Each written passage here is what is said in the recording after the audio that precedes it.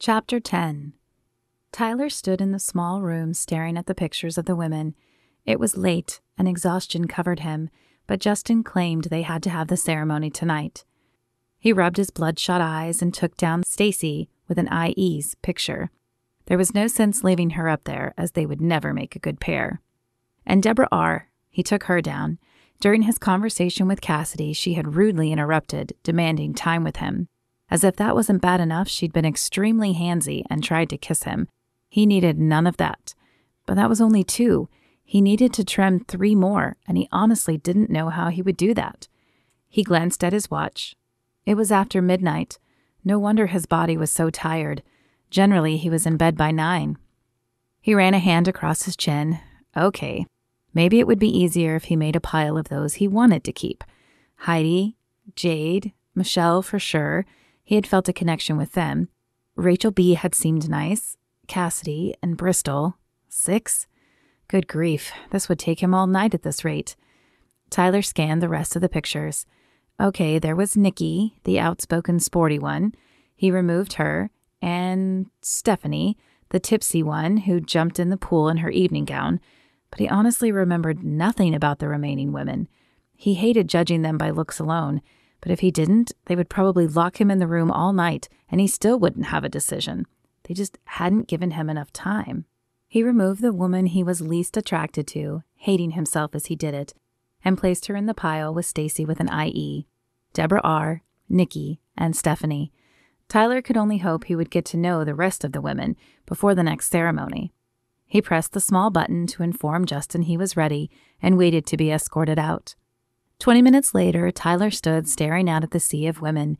They all wore hopeful, worried expressions, and he hated himself a little more.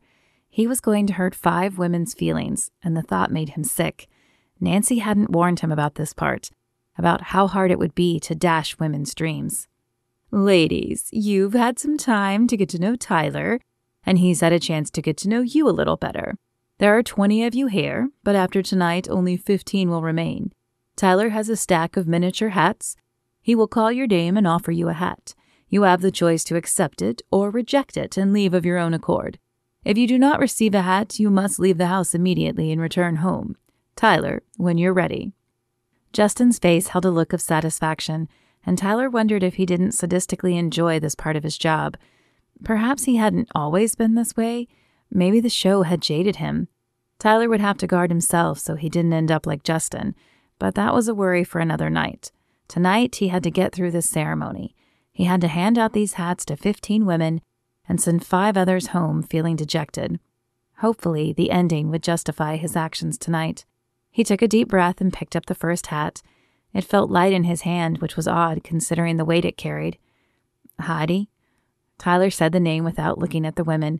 While he would have liked to see Heidi smile, he held no desire to see the hurt, angry, fearful faces of the rest of the women. When Heidi's shoes came into sight, he forced his eyes up, careful to keep them on her face and nowhere else.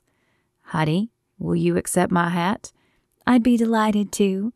She flashed a smile, accepted the token, and then walked to the side. Tyler picked up the next hat. Jade? He waited for her to reach him. Will you stick around a little longer? Of course. She took the hat and walked over to join Heidi. One after the other, he picked up the hats and handed them out to the women. As the stack dwindled, the tension in the room increased, and a trickle of sweat snaked down his back. All right, ladies, this is the final hat tonight. Justin's voice broke the somber mood momentarily, but as soon as he stepped back, the temperature dropped in the room. The mood shifted from somber to icy. Palpable feelings of hope, rejection, disbelief, and anger circulated through the room, and Tyler had to force himself not to run out. He picked up the final hat and bit his lip. This one shouldn't bother him so much. All the women he'd felt a connection with stood on his left, but this hat held the uncertainty. With this hat, he would send away 5 women, only 4 of which he was sure he saw no future with. That left one he was unsure on. What if he sent the wrong woman away? He dared his first glance at the women. One had her eyes closed. A few shot daggers his direction as if they couldn't believe he hadn't picked them already. One clutched desperately at her necklace. He shut his eyes and took another deep breath. Lila? A chorus of sighs rushed his direction, and a lone sniffle broke the silence, but he couldn't focus on that. He needed to give Lila this hat so this night could be over. Not only was he exhausted physically, but mentally as well. He needed sleep and a few hours away from the pressure of this show. Lila, will you accept this hat? Thank you. I was so afraid you were going to send me home. Her lips formed a small, hopeful smile as she took the trinket and joined the other women. Ladies, if you did not receive a hat, please say your goodbyes. Deborah R. placed a hand on his shoulder. You have no idea what you're missing, she whispered to him before walking away. Stacy with an IE sobbed on his shoulder, and the other women did their best to keep a brave face on as they thanked him for the opportunity and wished him the best. Tyler saw the blanket of rejection on each of them. It draped across their dejected shoulders and lay in their hurt-filled eyes. He knew the sting of rejection, and it pained him that he was now passing on that sting to these innocent women. Even worse, he would have to do it 5 or 6 more times. Why had he ever let Nancy talk him into this?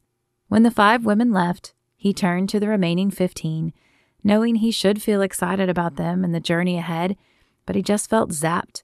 He felt empty and cruel, and he wanted nothing more than to crawl into his bed and pretend this day had never happened.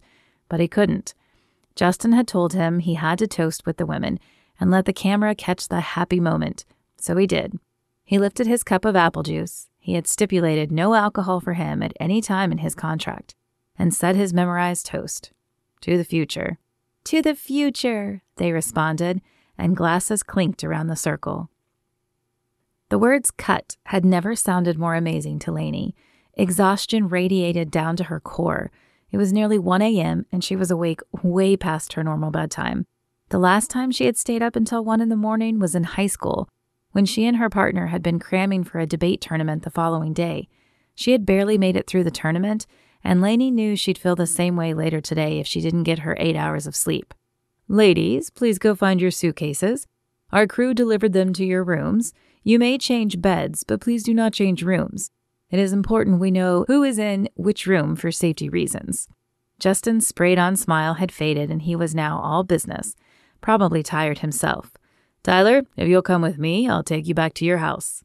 Laney joined Mary Ann and the rest of the crew as they followed Justin and Tyler out of the living room. Before they reached the back door, an irate voice carried down the hall. Are you kidding me? We have to sleep 4 to a room? Think of it like summer camp, Laney mumbled to herself as she stepped out into the cool early morning air. She felt just a little sorry for all the women, though. Summer camp had been fun for a while, but a few nights of sharing a small room with other girls had a way of grating on the nerves of even the most patient person. She was certainly glad she had a room to herself. Laney locked the door behind her and stumbled to the bedroom. She pulled back the covers and fell onto the bed. Her eyes were closed before she even hit the pillow.